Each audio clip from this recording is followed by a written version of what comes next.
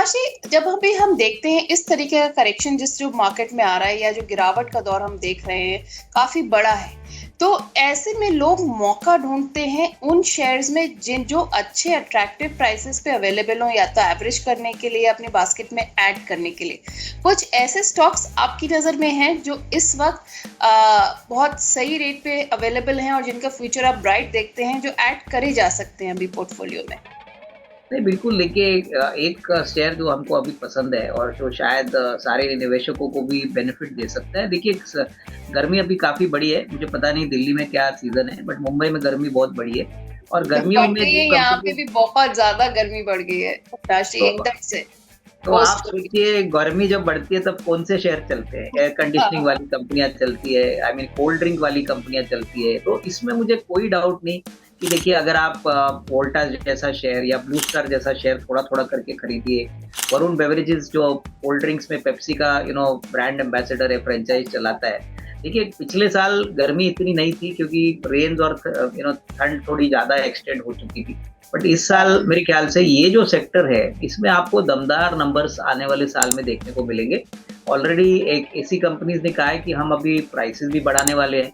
अगर हम्म, वरुण बेवरेजेस की बात करें तो देखिए, ये इनका हम्म, ज्योग्राफिकल रीच बहुत बड़ा है और काफी बड़ा इनफैक्ट इनका रेवेन्यू है। ये दिसंबर वाली कंपनी है।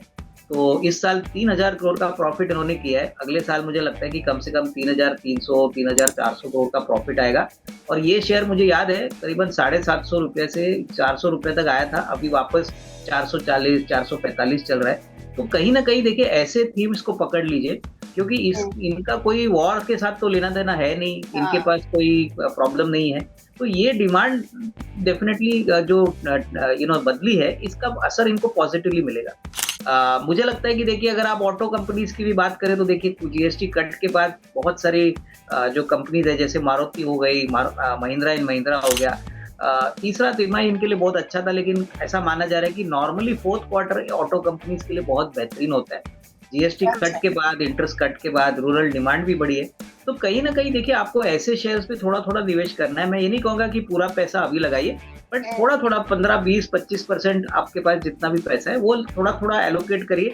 क्योंकि ये जो सेक्टर है और ये जो शेयर्स है, इसमें डेफिनेटली कोई डाउट नहीं कि फंडामेंटली बहुत बढ़िया कंपनी। शॉर्ट टर्म में हम्म, थोड़ा डाउन है, लेकिन आपका अगर नजरिया 6 से 12 महीना है तो अच्छा पैसा बनेगा। तो देखिए, वॉर के टाइम पे भी आपको अच्छे कंपनीज और अच्छे सेक्टर्स मिलेंगे, बट आपको सोच समझ के थोड़ा सा रीएलोकेशन करना है।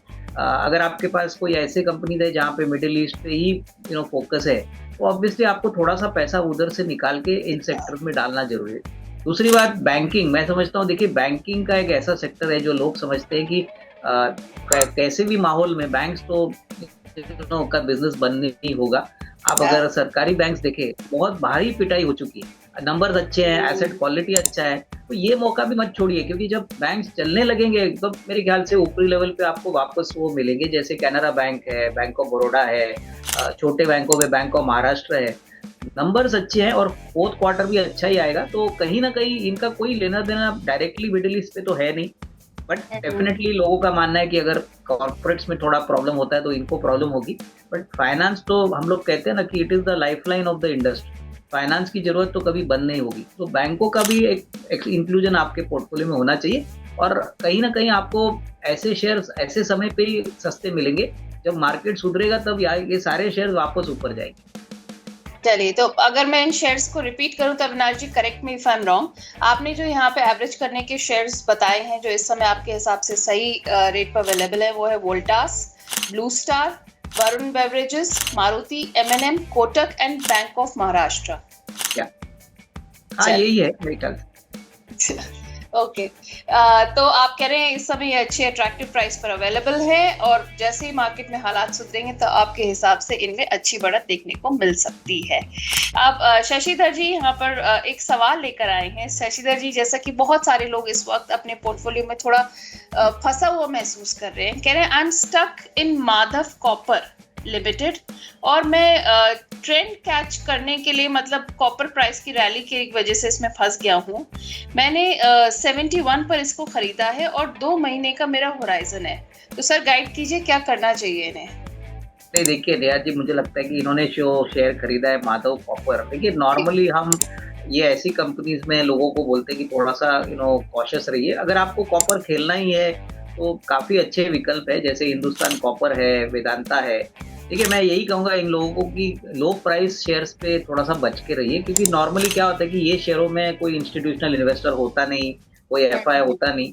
तो ऐसे शेयर्स में आप जब पैसा लगाते हो तब वो कभी भी गिर सकते हैं, क्योंकि फंडामेंटल्स कितने सही है कितने गलत है इसका एक क्रेडिबिलिटी का एक सर्टिफिकेट इनको मिलता नहीं। आज कोई भी शेयर में अगर कोई निवेशक, कोई बड़ा निवेशक, कोई इंस्टीट्यूशनल इन्वेस्टर जैसे एलआईसी है या कोई म्यूचुअल फंड है, वो पैसा लगाता है तो डेफिनेटली इसमें क्रेडिबिलिटी बढ़ती है। तो मैं कहूंगा कि देखिए, अगर ये चाहे तो थोड़ा सा हिंदुस्तान कॉपर में शिफ्ट कर सकते हैं या वेदांता में शिफ्ट कर सकते हैं। ऐसे अननोन कंपनीज पे मेरे ख्याल से थोड़ा सा बच के रहिए, क्योंकि देखिए फाइनली पैसा उनका है, रिस्क भी ऐसी कंपनीज में ज्यादा होता है। तो these कंपनीज आपको थोड़ा सा अवॉइड करें तो ही अच्छा रहेगा। ऑलराइट, तो ये आपने कहा कि अभी आपकी सलाह रहेगी कि ये इससे शिफ्ट हो जाएं दूसरे शेयर्स में जो आपने सजेस्ट करे हैं यहाँ पर। आप शशिधर जी, एथर एनर्जी पर भी आपकी राय जानना चाह रहे हैं। कह रहे हैं सर, प्रेजेंट क्रूड क्राइसिस के वजह से बताइए कि क्या करना चाहिए एथर एनर्जी में। देखिए, क्रूड तो मेरे ख्याल से अगले 20-25 साल तक ये तो शॉर्ट टर्म पेन है कि क्रूड महंगा हो गया है। तो वैसे तो लोग कहेंगे कि सीएनजी यूज करिए, इलेक्ट्रिक व्हीकल यूज करिए, लेकिन देखिए इलेक्ट्रिक व्हीकल्स की दिक्कत ऐसी है कि इंडिया में अभी भी उसका जो परसेंटेज है वो काफी कम है। अगर आप चाइना देखेंगे या कोई दूसरी ग्लोबल कंट्री देखेंगे तो वहाँ पे इंफ्रास्ट्रक्चर भी इलेक्ट्रिक व्हीकल्स के लिए अच्छी तरह से बना है। हालांकि ऐसा नहीं है कि इलेक्ट्रिक व्हीकल चलेगी नहीं, एथर बहुत ही अच्छी कंपनी है, उनका प्रोडक्ट भी बहुत बढ़िया है। अगले 2-3 साल का आपका नजरिया है तो ही आपको यहाँ पे बैठ लेना है। प्योरली क्रूड गिर गया उसके बाद मैं इलेक्ट्रिक व्हीकल के शेयर्स खरीदूंगा, इससे मुझे नहीं लगता है कोई बड़ी इंप्रूवमेंट या बढ़त आपको शेयर में मिलेगी। इलेक्ट्रिक व्हीकल का मार्केट भी काफी कॉम्पिटिटिव है। इनफैक्ट एथर यहाँ का एक वेल एस्टेब्लिश प्लेयर है। तो आपका नजरिया थोड़ा सा अगर मीडियम टर्म है, अगर साल भर या 1.5 साल का नजरिया है तो ही आप खरीदती। शॉर्ट टर्म में मुझे नहीं लगता है कि कोई बड़ी बढ़त आपको मिलेगी just because crude has come up. तो क्रूड जैसे ही सॉफ्ट हो जाएगा मेरे ख्याल से डिमांड वापस कॉम्प्रेस होगी। तो इलेक्ट्रिक व्हीकल का सेगमेंट अलग है। आपको अगर निवेश करना है तो थोड़ा सा एलोकेशन करके यहाँ पे थोड़ा टाइम यहाँ पे स्पेंड करें। चलिए, तो आपको एथर एनर्जी पर मिल गई शशिधर जी राय। आई होप अब आपकी दुविधा थोड़ी सी कम हुई होगी। मैं समझ रही हूँ यहाँ पर बहुत सारे ऐसे लोग हैं जो सवाल भेज रहे हैं। आपने अभी तक हमारी मेंबरशिप नहीं ली है, पर मुझे पता है वक्त थोड़ा मुश्किल है। और चेतना जी बार बार आप सवाल भेज रही हैं। आई अंडरस्टैंड, आप परेशान या फंसा हुआ महसूस कर रही है अपने आप को अब किसी शेयर में। मैं आपका सवाल ले लेती हूँ, बट एक रिक्वेस्ट रहेगी कि आप DRS इनसाइट्स की मेंबरशिप ले लें। चेतना जी का सवाल है, सर फ्रेश बाइंग लेवल्स आपसे जानना चाहनी हो स्टॉप लॉस और टारगेट IFCI के लिए for swing because of NSE news today. देखिए, मेरे ख्याल से अगर आपको ये NSE का प्ले करना है और IFCI के पास काफी बड़ी मात्रा में NSE है, तो मेरे ख्याल से देखिए पोजिशनल व्यू लेके काम करिए, क्योंकि स्विंग ट्रेड ऐसे मार्केट में बहुत रिस्की होता है। हालांकि मैं टेक्निकल एनालिस्ट नहीं हूँ, बट मैं इतना ही कहूंगा कि मार्केट की वॉलेटिलिटी में अगर आपके पास थोड़ा सा पोजिशनल व्यू के लिए टाइम है, पेशेंस है, अगर कम से कम 2-3 महीने की बात करें, क्योंकि अप्रैल में हमने सुना है कि NSE अपना प्रोस्पेक्टस फाइल करेगी, उसके बाद 6-8 महीने के बाद पब्लिक इशू होगा।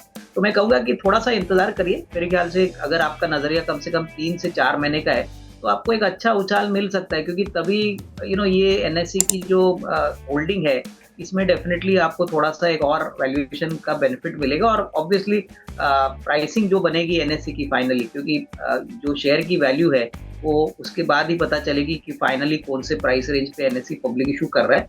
लग तो रहा है कि अच्छी वैल्यूएशन मिलेगी, क्योंकि NSE एक वेरी वेल एस्टेब्लिश्ड एक्सचेंज है। तो 3 से 4 महीने का व्यू रखिए। मेरे ख्याल से अप्रैल मई तक थोड़ा बहुत अंदाजा आएगा कि किस प्राइस रेंज में NSE का IPO होगा। उसके बाद थोड़ा सा आपको ट्रैक्शन IFCI के शेयर में देखने को मिलेगा। एकदम शॉर्ट टर्म मुझे लगता है स्विंग ट्रेड थोड़ा सा खतरनाक हो सकता है, क्योंकि बाजार में अगर भारी बिकवाली आई तो ऑब्वियसली उसमें कोई डाउट नहीं कि IFCI का भी शेयर थोड़ा सा शॉर्ट टर्म में अंडर परफॉर्म करेगा। All right. तो ये चेतना जी, आपको मिल गई राय, आईएफसीआई पर आप राय जानना चाह रही थी। तो देखिए, सही समय पर सही सलाह अविनाश जी ने आपको गाइड कर दिया है कि ये सही वक्त उनके हिसाब से नहीं है। अभी थोड़ा सा आपको वेट करके उसी हिसाब से आगे चलना चाहिए, कॉशियस होकर।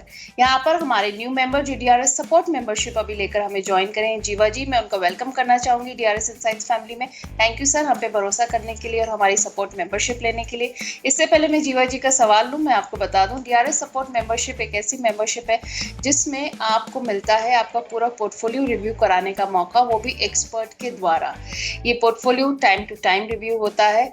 और आप ऐसे में क्या होता है कि कई बार हम लोग अपने पोर्टफोलियो को के एक या दो शेयर्स नहीं चाहते हैं कि हमारा पूरा पोर्टफोलियो रिव्यू हो, पर डीआरएस इनसाइट्स में हम रिव्यू करवाते हैं एक्सपर्ट से। हम लोग खुद रिव्यू नहीं करते, हमारे पास हमारे एक्सपर्ट्स हैं जो कि सेबी रजिस्टर्ड एनालिस्ट हैं, जिनको आप हमारे शोज पर भी देखते हैं।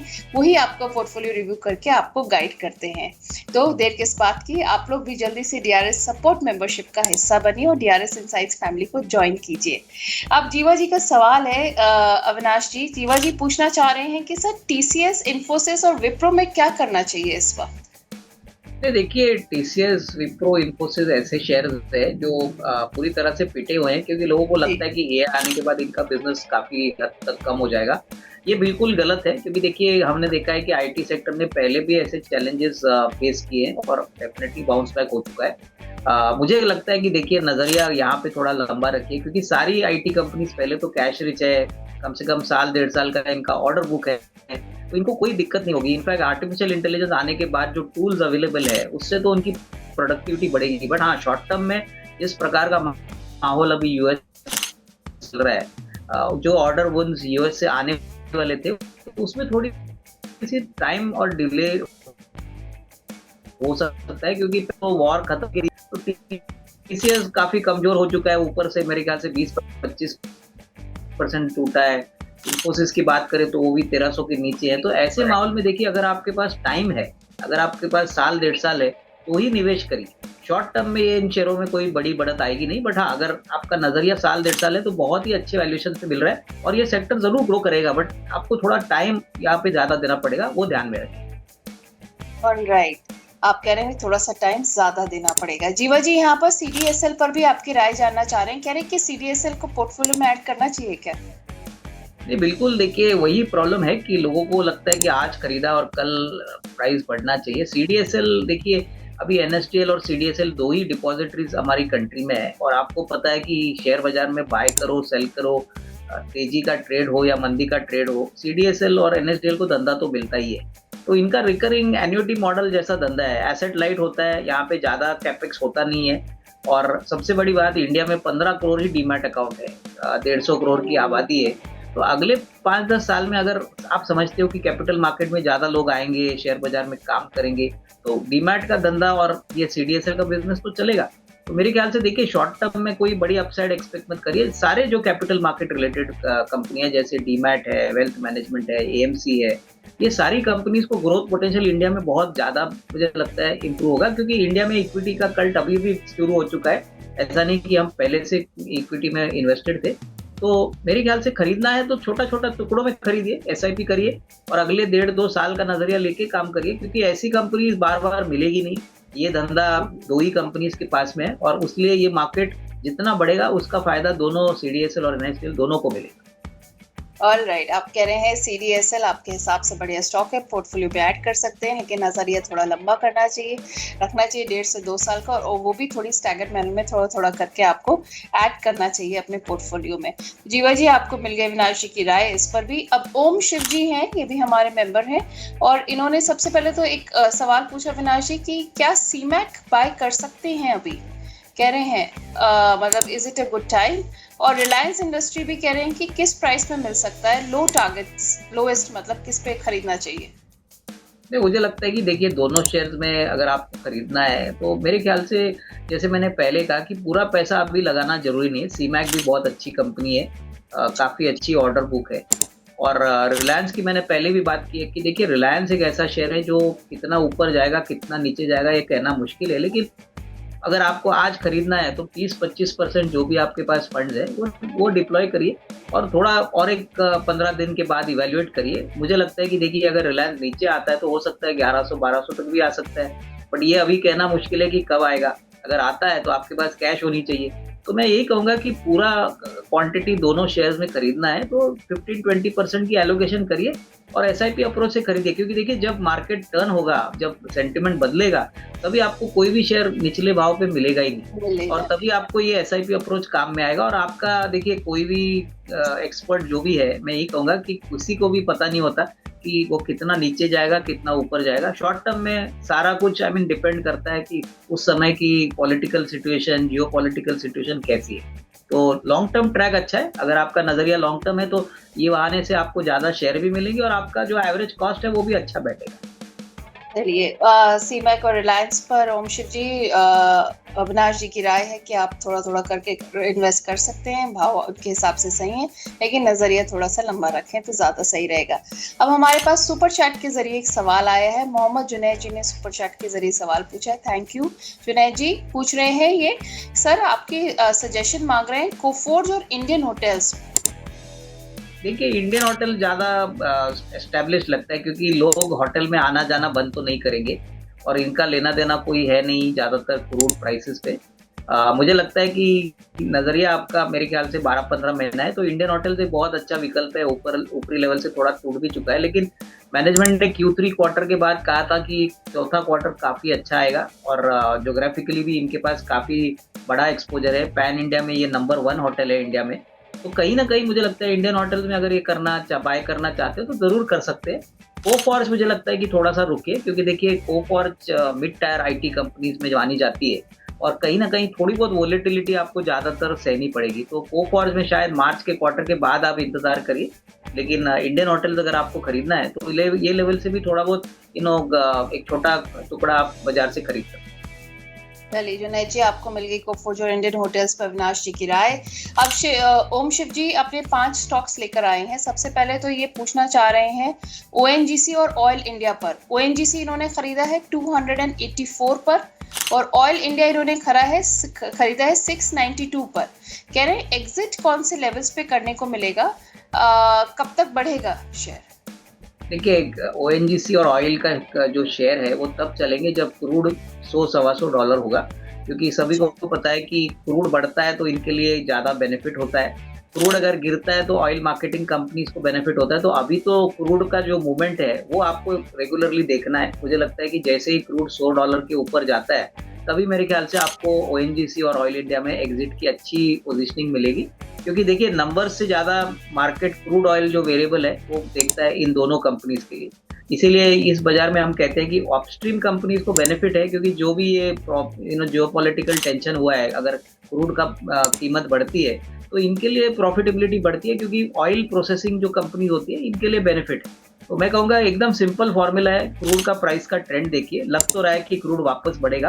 क्रूड जिस प्रकार से 117 या $20 से वापस $85 हो गया, आज मेरे ख्याल से $91-92 वापस हो चुका है। तो ये मेरे ख्याल से आपको एक 15 दिन में पता चलेगा। वॉर अगर इंटेंसिफाई होता है तो क्रूड, ऐसे मैंने ऑलरेडी कहा कि 20 मिलियन बैरल सिस्टम से निकल गए, तो ये डेफिनेटली एक बड़ा पॉजिटिव ट्रिगर है ऑयल के प्राइस को ऊपर जाने के लिए। तो ये थोड़ा मॉनिटर करिए, यही आपको डिसाइड करने को हेल्प करेगा कि आपको कब एग्जिट करना है। बट डेफिनेटली ये अभी एडवांटेजेस पोजीशन में है, क्योंकि क्रूड शॉर्ट टर्म में बढ़ेगा।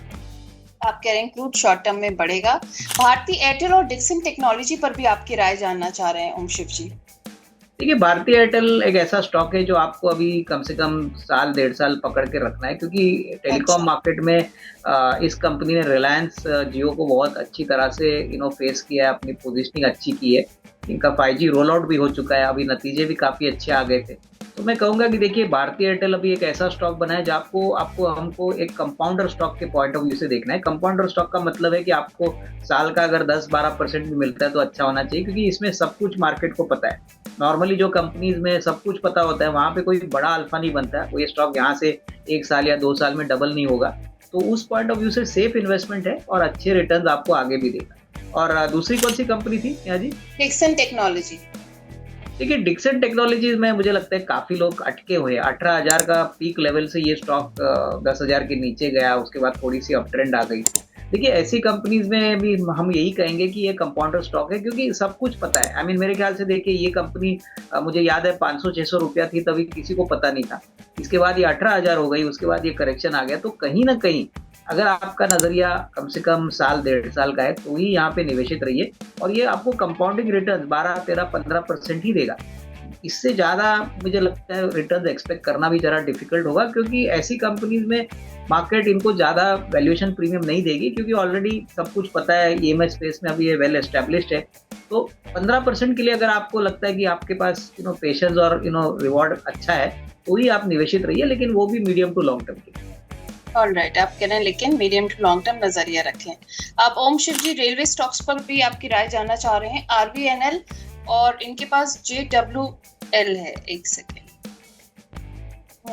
हाँ, आरवीएनएल और JWL है। आरवीएनएल इन्होंने 340 पर खरीदा है और JWL 320 पर। तो इन्हें क्या राय रहेगी इस पर? देखिए दोनों स्टॉक्स अच्छे हैं। जैसे JWL यानी जुपिटर वैगन्स है, मुझे लगता है कि ये तो वैगन बनाने वाली कंपनी है। देखिए वैगन वाला नहीं बनाने वाली कंपनी की एक बेनिफिट है कि मुश्किल से 5-6 कंपनीज ही इंडिया में है, और वैगन का जो मार्केट है वो बहुत बड़ा है। इनफैक्ट अगले साल मुझे लगता है कि नेक्स्ट ईयर का बजट आएगा, तभी वापस गवर्नमेंट शायद 25-30 हजार वैगन्स का कॉन्ट्रैक्ट अवार्ड करे। अभी जो पुराना ऑर्डर है वही चल रहा है, और सारी कंपनीज बहुत अच्छी ऑर्डर बुक पे बैठी है। इनफैक्ट जुपिटर वैगन्स कम से कम 1.5 साल की ऑर्डर बुक पे बैठा है। तो मुझे लगता है कि देखिए यहाँ पे सिर्फ इंतजार करिए, क्योंकि देखिए रेलवेज में जिस प्रकार की तेजी हमने देखी थी पिछले 1.5-2 साल में, स्टॉक्स बहुत ज्यादा भागे। तो अभी इस लेवल से अगर आपको फ्रेश री रेटिंग चाहिए तो मेरे ख्याल से थोड़ा सा इंतजार करिए, क्योंकि बिजनेस तो बढ़ेगा, बट वो ऐसा नहीं कि एकदम सस्ते वैल्यूएशन पे ये स्टॉक्स चल रहे हैं। तो मैं यही कहूंगा कि आरवीएनएल की भी बात करें तो आरवीएनएल के भी पास ऑर्डर्स बहुत मजबूत है, अगले 1.5-2 साल की विजिबिलिटी है। बट आपका नजरिया थोड़ा मीडियम टर्म होना चाहिए, क्योंकि देखिए जो शेयर ऑलरेडी 5 गुना, 10 गुना, 20 गुना हो चुके हैं, वहां पे अगर आप एक्सपेक्ट करते हो कि और 10 गुना बढ़े, तो उसके लिए समय लगेगा। और मेरे ख्याल से अगले 1.5-2 साल के लिए अगर आपका नजरिया है तो ही पैसा बनेगा। रेलवेज डेफिनेटली आपको अच्छा पैसा बना के देगा, लेकिन टाइम लंबा देना है, क्योंकि अभी इसमें भी कोई हाइड एंड सीक गेम नहीं है। सभी को सब कुछ पता है। जैसे जैसे सेक्टर पुराना होता है, ऑब्वियसली मार्केट कोई दूसरे सेक्टर को देखता है और पुराने सेक्टर को थोड़ा सा हल्का रखता है। जी बिल्कुल। तो ये हो गए अविनाश जी की राय पूरे रेलवे सेक्टर स्टॉक्स पर जो आपने पूछे ओम शिव जी। ममराज सैन जी, अविनाश जी एक अपनी चिंता लेकर आए हैं। M&M इन्होंने खरीदा हुआ है 3600 पर, और कह रहे हैं कि शक्ति पंप इन्होंने आज लिया था 572 पर, वो नीचे आ गया है। तो उस पर भी आपके सुझाव मांग रहे हैं कि एवरेज करना चाहिए या नहीं? देखिए शक्ति पंप उन्होंने ऊपरी लेवल पे लिया है, शायद किसी ने उनको बोला होगा कि नुकसान हो रहा है इन्हें, तो उसी पर आपकी राय जानना चाह रहे हैं कि क्या करना चाहिए, एवरेज करना चाहिए क्या? देखिए मैंने क्या कहा कि कंपनी का फंडामेंटल अगर ठीक है। देखिए अगर महिंद्रा की मैं बात करूं तो महिंद्रा रिजल्ट्स के बाद पिटाई हो गई। अभी महिंद्रा ऐसी कंपनी है जो मुझे लगता है अगर आपका नजरिया 12-15 महीने है तो 4,000 भी जा सकता है। बट आपका टाइम होना चाहिए, आपका पेशेंस होना चाहिए, क्योंकि ये ऐसी हल्की फुल्की कंपनी तो है नहीं। पिछले साल करीबन 15,000 करोड़ का इनका मुनाफा था। आप इनका यूवी मार्केट शेयर देखिए, ट्रैक्टर मार्केट देखिए, दोनों ही बहुत बढ़िया चल रहे हैं। इलेक्ट्रिक व्हीकल की जो गाड़ियां इन्होंने लॉन्च की है वहां पे तो अभी वेटिंग पीरियड है। तो कहीं ना कहीं देखिए 300-400 रुपए से डरिए मत। इनफैक्ट मैं तो कहूंगा कि थोड़ा एवरेज करिए अगर आपको सस्ते में मिल रहा है, लेकिन यहाँ पे पकड़ने की ताकत रखिए। और जैसे शक्ति पंप्स में कह रहा हूँ, कंपनी इंडिया की सबसे बड़ी सोलर पंप्स की कंपनी है। बहुत अच्छे ऑर्डर इनके पास है। ये पानी का जो डेवलपमेंट हो चुका है तो इसमें डेफिनेटली शक्ति पंप्स को भी बेनिफिट मिलेगा। बट नजरिया कम से कम साल भर का रखिए। एक दिन में या 2 दिन में अगर शेयर गिरता है तो उसका मतलब कंपनी खराब नहीं है, आपने शायद थोड़ी ऊपरी लेवल पे शेयर खरीदा है। तो नजरिया थोड़ा लंबा रखिए। और महिंद्रा में तो मैं काफी कॉन्फिडेंट हूँ। आपको अगर एवरेज भी करना है तो आप एवरेज करिए, क्योंकि जब सब कुछ सेटल होगा, मार्केट नॉर्मल हो गए, तब मुझे लगता है ये बहुत अच्छा आउट परफॉर्मर रहेगा ऑटो स्पेस। और सर शक्ति पंप पे एवरेज करना चाहिए क्या? हाँ, अगर नजरिया 12-15 महीने है, क्योंकि देखिए ये भी कोई सस्ता स्टॉक नहीं है, काफी बढ़ चुका है। तो 12-15 महीने का व्यू रखेंगे तो ही अच्छा रिस्क रिवॉर्ड बनेगा मेरे ख्याल से। देखिए इसमें कोई डाउट नहीं कि कंपनी अच्छी है, बट एवरेज करने का बेनिफिट आपको तब मिलेगा जब आप थोड़ा टाइम इसमें इन्वेस्टेड रहो, तभी रिस्क रिवॉर्ड आपके फेवर में रहेगा। ऑलराइट, थोड़ा टाइम इन्वेस्टेड रहें, तभी रिस्क रिवॉर्ड आपके फेवर में रहेगा। ममराज जी, आई होप आपकी प्रॉब्लम थोड़ी सी हमने सॉल्व कर रही है की कोशिश जो करी वो कारगर रही हो। अब अविनाश जी, ओम शिव जी के आपने जो सवाल लिए उस पर उन्होंने एक बहुत ही सुंदर सा कमेंट आपके लिए भेजा है। कह रहे हैं, सर आपका अंदाज बहुत सरल और सहज है, बहुत सोबर। थैंक यू मैडम और थैंक यू सर। और साथ में पूछ रहे हैं कि नॉर्मल स्टॉक ट्रेडिंग और एफएनओ में क्या फर्क होता है, ये आप जरा समझा दीजिए, आप तो एक्सपर्ट है सर। नहीं देखिए, मैं तो ट्रेडिंग करता नहीं हूँ, लेकिन मैं इतना एक सिंपल सुझाव देता हूँ कि जो लोग ट्रेडिंग करते हैं ना, वो उतना ही पैसा लेके आए जो उनको गंवाने की ताकत हो। क्योंकि लोग नॉर्मली ओवर ट्रेडिंग करके ही अपना मेंटल स्टेट और अपनी जो हम लोग बोलते हैं ना इमोशनल स्ट्रेस घर पे भी लेके जाते हैं। देखिए, शेयर बाजार से अगर आप अपनी मुसीबतें और प्रॉब्लम्स लेके घर जाएंगे तो आपको ये मार्केट बिल्कुल पसंद नहीं आएगा, आप टेंशन में रहोगे। तो ट्रेडिंग एफएनओ में ऐसा नहीं कि नहीं करना चाहिए, जिनको जमता है, जिनको वो कैपेबिलिटी और जिनको लॉस लेने की ताकत है। देखिए, इस बाजार में आप अगर पहली बार एफएनओ कर रहे हो तो संभाल के रहिए, क्योंकि एफएनओ एक ऐसी चीज है जो आप पूरा कैपिटल भी आपका निकल जा सकता है। तो जो भी करोगे आप लिमिट में करिए, क्योंकि देखिए ट्रेडिंग एक ऐसी चीज है जो कोई भी एक्सपर्ट आपको गारंटी नहीं दे सकता, क्योंकि मार्केट किसी के कंट्रोल में नहीं होता। तो मैं यही कहूंगा कि करना है तो लिमिट में करिए, उतना ही करिए जितना आपकी जेब उसको मैनेज कर सकती है। ज्यादा लालच मत करिए, क्योंकि इसमें लालच और ग्रीड बहुत इंपॉर्टेंट है। अगर आप उसको कंट्रोल नहीं करोगे तो आपका पूरा कैपिटल कब साफ होगा आपको पता नहीं चलेगा। तो मेरे ख्याल से ये थोड़े से बेसिक गुरु मंत्र है, जो आप अगर फॉलो करोगे तो फिर आपको मार्केट में काम करने का मजा भी मिलेगा और आप पैसा भी बनाओगे। चलिए, जितनी आप गंवाने की क्षमता रखते हो उतना ही ट्रेडिंग में लगाइए, अविनाश जी ने ये कहा है, और ताकि जो दर्द है वो उतना ही हो जितना सहा जा सके। तो आजकल का मार्केट जो है वो बहुत वॉलेटाइल भी है ना, दर्द सहने की उतनी क्षमता है, वरना तो पता चला जी बिल्कुल ऐसा दर्द हो गया, रिकवरी नहीं कर पाए, जैसे कि पैसे नहीं आ पाए। बिल्कुल। अविनाश जी, आपने एवरेज करने की तो स्टॉक्स हमें बता दी, पर आज के अविनाश सर की कौन से जैसे टॉपिक्स हैं जो हमारे डीआरएस इनसाइट्स के व्यूअर्स के लिए आप बता सकते हैं? देखिए, मेरे ख्याल से जो स्टॉक्स बुरी तरह से पिटे हुए हैं, जैसे कि मैं कहूँगा कि बैंक ऑफ महाराष्ट्र 60-62 रुपए में मिल रहा है, लेमन ट्री 107-108 रुपए में मिल रहा है। मेरे ख्याल से देखिए, आपको ऐसे शेयर्स खरीदने हैं जहाँ पे आपको पता है कि लॉन्ग टर्म में डेफिनेटली रनवे इन दोनों स्टॉक्स के लिए बहुत अच्छा है। बैंकिंग में बैंक ऑफ महाराष्ट्र का कासा रेशो 50% है, प्रॉफिटेबिलिटी एक क्वार्टर में 1700 करोड़ का प्रॉफिट इन्होंने कमाया है। अगर लेमन ट्री की बात करें तो लेमन ट्री के करीबन ऑलमोस्ट 35 या 40 होटल्स अभी भी पाइपलाइन में है। इनका ऑब्वियसली रनवे बड़ा है, और अभी उन्होंने ये भी कहा है कि वो बिजनेस को रिस्ट्रक्चर कर रहे हैं, यानी जो एसेट हैवी वाला जो काम है वो कोई दूसरी ग्रुप कंपनी करेगी, उसके शेयर्स भी शेयर होल्डर्स को मिलेंगे। तो कहीं ना कहीं मुझे लगता है आपको ऐसे ट्रिगर्स देखने हैं। और प्लस मैं कहूँगा कि देखिए, अगर आपके पास थोड़ा ज़्यादा पैसा है तो महिंद्रा एंड महिंद्रा है, उसके बाद श्रीराम पिस्टन्स है, उसके बाद इंडियन होटल्स है। थोड़ा सा क्वालिटी के ऊपर फोकस करिए, क्योंकि देखिए इस बाजार में क्वालिटी को ऑलवेज प्रीमियम मिलता है, और ऐसे माहौल में आपको थोड़ा सा सेफ भी खेलना है। तो ये 3-4 शेयर्स जो मैंने बताए उसमें फोकस करिए। सरकारी बैंक्स में कैनरा बैंक 150 के नीचे गया है, बैंक ऑफ बड़ौदा अवेलेबल है। तो ये सारे बिजनेसेस मरने वाले नहीं है। देखिए, ऐसे बाजार में आप वही कंपनियां लेंगे जो कम से कम 5-10 साल सस्टेन करेंगी, जिंदा रहेंगी, तो तभी पैसा बने। बिल्कुल, ऐसी कंपनी जो सस्टेन करें, ताकि आपकी जो वैल्यू है वो भी सस्टेन करे और ग्रो करे। Thank you so much Avinash sir, आज आप हमारे शो पर आए, आपने इतने अच्छे से हमारे सारे व्यूअर्स के कमेंट्स को लिया और अपनी बहुत ही वैल्यूएबल एडवाइस हमको दी। Thank you for joining us today. और सर, जाने से पहले एक डिस्क्लेमर। हाँ, इनफैक्ट नेहा जी, जो भी शेयर्स हमने आपको बात की है, हो सकता है देखिए हमारे भी क्लाइंट्स है, उनको भी हमने सजेस्ट वही स्टॉक्स किए होंगे, और पर्सनल लेवल पे मेरी कोई पोजीशन इन शेयर्स में नहीं है। Thank you so much Avinash ji for joining us today, and thank you to all the DRS insights viewers, आपके अच्छे सजेशंस और आपके सवालों के लिए। आई होप आप लोगों को इस दुविधा की घड़ी में हम लोग थोड़ी सी राहत दे पाए। Thank you for watching. नमस्कार।